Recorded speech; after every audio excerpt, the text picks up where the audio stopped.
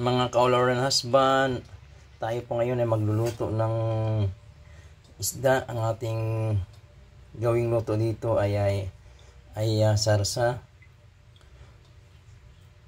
Para maiba-iba naman, no. Yun, bago po ang lahat, paki-subscribe ng aking YouTube channel, like and share. Nawa, ingatan po tayo ng Panginoong Diyos lagi sa ating pong mga buhay. God bless everyone. Ayan, ang unahin po natin ay yung mga pang sangkap nito sa ating sarsang gamitin.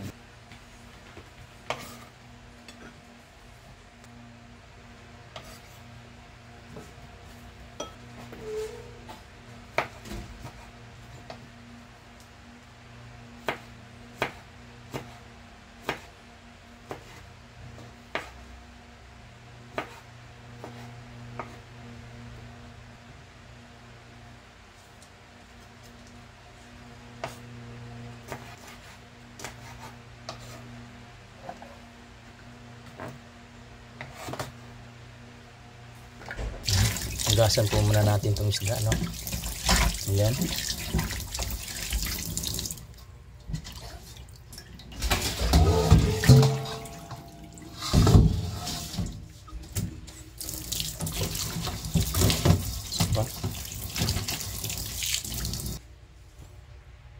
Tapos, asinin po natin.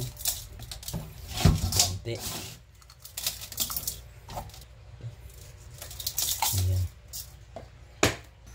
Unahin po muna natin ay pagprito nito na mamaya. Mag-ano tayo yung mga gigisahin natin, yung mga sibuyas, kamatis at yung bell pepper, yung bawang para maisarsa natin ito mamaya.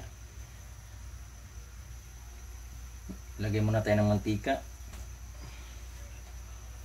Painitin po muna natin bago natin ilagay dyan yung piprituhin natin na isda. Yan na. Saka lang natin yung isda natin. Yan. Dahil mainit na yung kawali natin, yung mantika.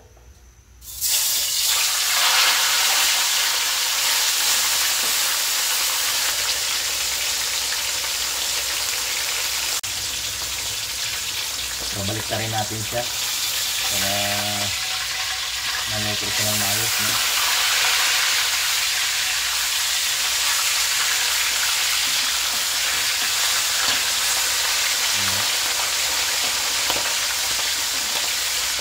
Ang isda pala nito ay isdang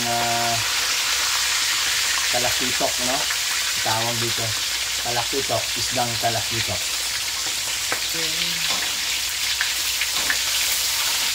Niluto ko itong ang ating pagluto ngayon, sarsa na naman para maiba naman, no? Dahil lagi tayong nagsisigang, nagsasabaw. Ngayon ay sarsa naman para maiba naman po, ano. Binili natin to sa palengke kanina. Natin na maraming ganitong klase isda kanina.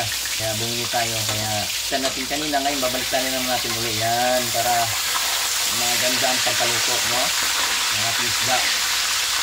Hindi siya hilaw. Hindi maganda. Masarap pagkaluto. Yung lutong-luto talaga. Bilas na nabaliktad para lutong-luto na.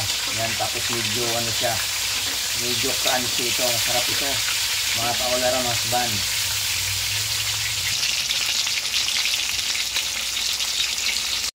Yan, gigisa na po natin yung mga sangkap natin dito. Yung kamatis, sibuyas, bawang, at saka luya, saka yung bell pepper, no? Yan ang kasama natin sa ating sarsang isda na lulutuin. Muna, bawang.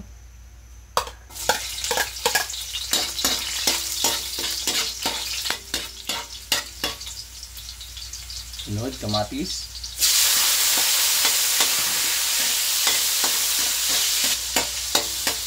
Sunod, sibuyas. Sunod, luya. Yan.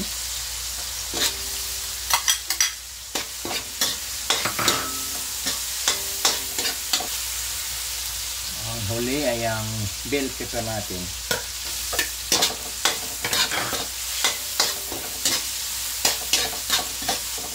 Ito yung version ko na aking pagluluto ng salsa, no? Yan, kaya gusto ko ng mga bata. Yan, sunod ay ketchup.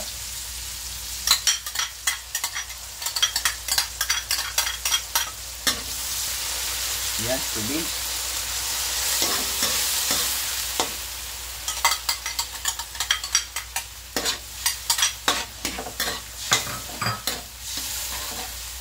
Yan, tubig pa.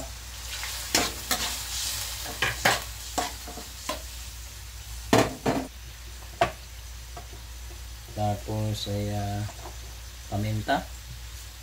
Ayan, lagyan natin yan. Tapos asin. Yung asin natin kanina, lagyan na natin yung isda kanina. Ngayon, lagyan natin pero hindi masyadong marami kasi baka mamaya maalat na, no? Ito, asin. Ayan. Basta tikman natin kung okay na ba yung lasa niya. At mamaya, ibuhos natin doon sa isda, no? Na nandun sa plato. Para maging ayos na. Sarsang na, no? Ang ating luto. Okay na po. Pwede na po ito ilagay mamaya sa ating isda na nandun sa plato, no? Mga taga all around husband, maraming salamat at God bless us all. Ayan ang ating isda at saka ito ating sarsa, no? Mas ibubuhos natin dito yan para mas malilamnam, masarap ang ating isdang sarsa ating mino. Ayan. Ayan.